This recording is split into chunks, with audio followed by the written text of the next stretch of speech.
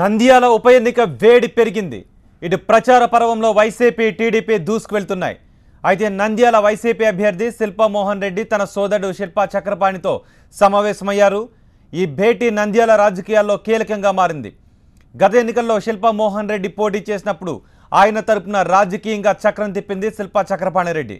కానీ ఇప్పుడు ఆయన ఒక పార్టీలో, శిల్పా మోహన్ రెడ్డి మరో పార్టీలో ఉన్నారు.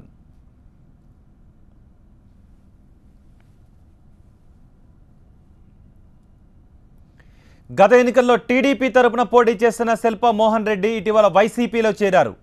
ఎమ్మెల్సీగా ఉన్న శిల్పా చక్రపాణి రెడ్డి తెలుగుదేశంలోనే ఉండిపోయారు. దీంతో ఇప్పుడు శిల్పా సోదరుల మీటింగ్ కీలకంగా మారింది. చక్రపాణి కూడా పార్టీ మారతారా, అన్నకు జై కొడతారా, లేక అధికార పార్టీలోనే ఉంటారనే విషయాలు ఇప్పుడు చర్చనీయాంశంగా మారాయి.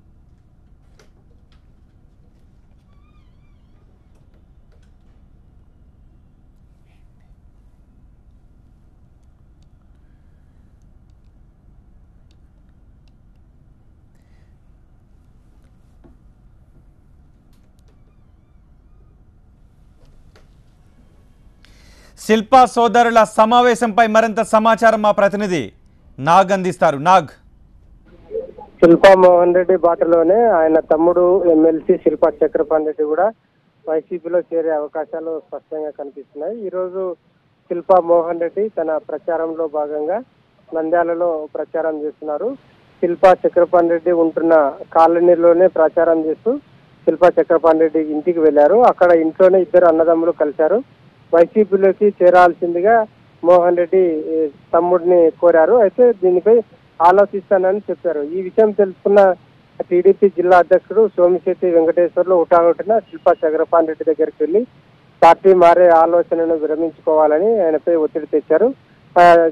బయటికి వచ్చిన తర్వాత టీడీపీ జిల్లా అధ్యక్షుడు సోమిశెట్టి వెంకటేశ్వర్లు మాట్లాడుతూ శిల్పా చక్రపాణి రెడ్డి ఎట్టి పరిస్థితుల్లోనూ పార్టీని వీడి పోరు, ఆయనకు టీడీపీలోనే భవిష్యత్తు ఉంది, టీడీపీలోనే ఉంటారని చెప్పి బయట మీడియాతోనే మాట్లాడారు. అయితే శిల్పా చక్రపాణి రెడ్డి మాత్రం దీనిపై గట్టిగా హామీ ఇవ్వలేదు. తాను టీడీపీలో కొనసాగుతాను అనే విషయంపై స్పష్టత ఇవ్వలేదు.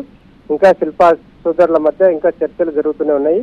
బహుశా శిల్పా చక్రపాణి రెడ్డి వైసీపీలో చేరే అవకాశాలు అయితే స్పష్టంగా కనిపిస్తున్నాయి ప్రస్తుతానికి. Right, thank you Nag. మొత్తానికి శిల్పా సోదరుల భేటీ ఇప్పుడు కర్నూలు రాజకీయాల్లో చర్చనీయాంశంగా మారింది.